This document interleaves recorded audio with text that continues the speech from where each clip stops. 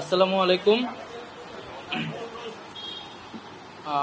আজ দুপুর 1টার সময় আমাদের প্রধান উপদেষ্টা কার্যালয় যমুনাতে আমাদের উপদেষ্টা পরিষদের একটা অনানুষ্ঠানিক বৈঠক ছিল এবং এই বৈঠকে আমি আমার একটা ব্যক্তিগত বিষয়ে আলোচনা করেছি এবং আলোচনা সাপেক্ষে আমি প্রধান উপদেষ্টা বরাবর আমার পদত্যাগপত্র জমা দিয়েছি। আমার যেই দুইটি মন্ত্রণালয় ছিল, তথ্য ও সম্প্রচার এবং ডাক, টেলিযোগাযোগ এবং তথ্য প্রযুক্তি, দুইটি মন্ত্রণালয়ের দায়িত্ব থেকে আমি ইস্তফা দিয়েছি। এছাড়াও এই জুলাই ফাউন্ডেশন, জুলাই শহীদ স্মৃতি ফাউন্ডেশন সহ সরকারের যেই সকল কমিটিতে আমি ছিলাম, এই সকল কমিটি থেকে আমি একই সাথে ইস্তফা আমার হচ্ছে। তো মূলত একটি গণ অভ্যুত্থানের প্রেক্ষিতে 8ই আগস্ট আমরা গণ অভ্যুত্থানের প্রতিনিধি হিসেবে প্রথমে 2 জন এবং পরবর্তীতে আরও একজন 3 জন অন্তর্বর্তী সরকারে দায়িত্ব নেই অন্যান্য উপদেষ্টাবৃন্দের সাথে। তখন দেশের জাতীয় নিরাপত্তা এবং গণ অভ্যুত্থানের আকাঙ্ক্ষা বাস্তবায়নের লক্ষ্যে আমাদের সেই সময় দায়িত্ব গ্রহণ করাটা আমাদের কাছে মনে হয়েছিল যৌক্তিক।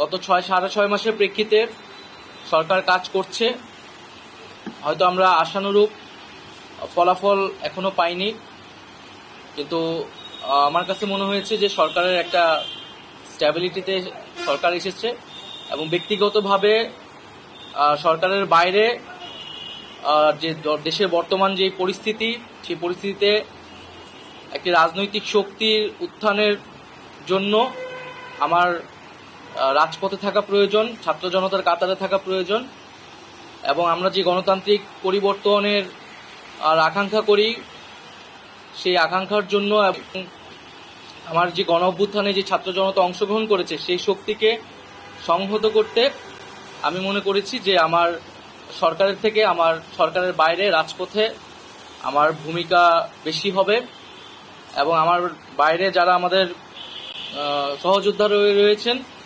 তারাও এটি চান এবং সেই প্রেক্ষিতে আমি মূলত আজকে পদত্যাগপত্র জমা দিয়েছি। তো গত 6 মাসে আমি আমার জায়গা থেকে চেষ্টা করেছি কাজ করে যাওয়ার। 2টি মন্ত্রণালয়ের বাইরেও অনেক অতিরিক্ত দায়িত্ব আমাদের পালন করতে হয়েছে। আমরা চেষ্টা করেছি এবং মন্ত্রণালয়গুলোতেও আমরা কিছু কাজ করেছি। সেই কাজের ফলাফল হয়তো সামনে জনগণ পাবে। 6 মাস খুবই কম সময়, তারপরও আমি হয়তো চেষ্টা করেছি, আমার কাজ আর ফলাফল সেটা জনগণ মূল্যায়ন করবে।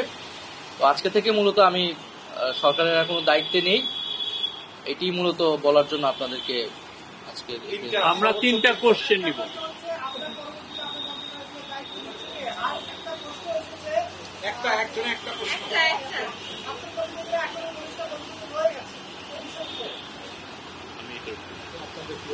আমার পরে যে দায়িত্ব নিবে এটা আসলে ক্যাবিনেটে পরবর্তীতে এটা ক্যাবিনেট ঠিক করবে, উপদেষ্টা পরিষদই ঠিক করবে।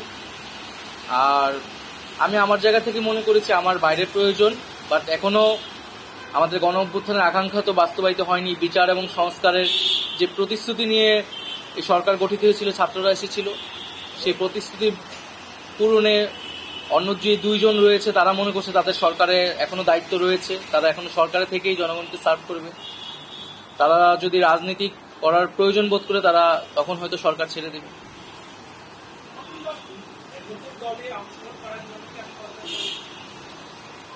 হ্যাঁ, নতুন যে রাজনৈতিক শক্তি এবং দল গঠন হচ্ছে, আমি সেখানে অংশগ্রহণ করতে আমার অভিপ্রায় আছে এবং জনগণের সাথে মিশে আবারও জনগণকে ঐক্যবদ্ধ করা এবং আমাদের যে গণ অভ্যুত্থান এর যে প্রতিশ্রুতি সেটা বাস্তবায়নে মাঠে থেকে কাজ করার লক্ষ্যেই আমি সরকার থেকে পদত্যাগ করছি।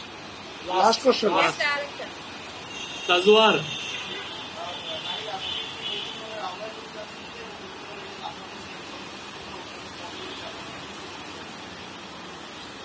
এটার জন্য আপনাদের দলটির যেদিন ঘোষণা 28 তারিখ, সেদিন পর্যন্ত অপেক্ষা করতে হবে, সেদিনই এটা জানা যাবে।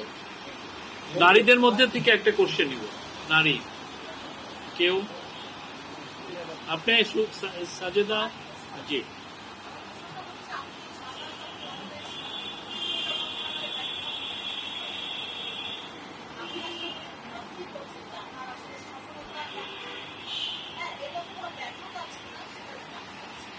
না, আমাদের তো অনেক সীমাবদ্ধতা ছিলই। আমরা সেই সীমাবদ্ধতাগুলো কাটানোর চেষ্টা করেছি সবসময়, এবং এখানে সীমাবদ্ধতা ছিল, আমলাতান্ত্রিক জটিলতা ছিল। আমরা এসে এই ব্যুরোক্রেসিকে যেভাবে পেয়েছি, এখানে পুলিশ যে তার আত্মবিশ্বাসের ঘাটতি হয়েছে আন্দোলনের পরে, এবং একই সাথে এখানে এই জুলাই গণহত্যাকারীদের, জুলাইয়ের যারা গণহত্যাকারী তাদেরকে গ্রেফতারের বিষয়টা, বিচারের বিষয়টা, সেই বিষয়ে আহ, আহ, আমাদের কিছু সীমাবদ্ধতা থাকা সত্ত্বেও আমরা কাজ করেছি। আমি জনপ্রশাসন কমিটির একটা দায়িত্বে 2 সপ্তাহের মতো ছিলাম। 2 সপ্তাহের মিটিংয়ে আমরা সিদ্ধান্ত নিয়েছি যে যারা 18 সালের ডিসি ছিল এবং দুর্নীতির সাথে জড়িত ছিল তাদেরকে সরানোর ব্যবস্থা, এরকম কিছু উদ্যোগ আমরা নিয়েছি। এবং আমি আশা করব যে অন্তর্বর্তীকালীন সরকার সামনের দিনগুলোতে জনগণের যে আকাঙ্ক্ষা, গণঅভ্যুত্থানের যে আকাঙ্ক্ষা, সেই আকাঙ্ক্ষা বাস্তবায়নে তারা সচেষ্ট হবে, এবং দেশের যে আইন শৃঙ্খলা পরিস্থিতি, সেই আইন শৃঙ্খলা পরিস্থিতি এবং দ্রব্যমূল্য নিরসনে তারা সফলতা দেখাতে পারবে। ধন্যবাদ।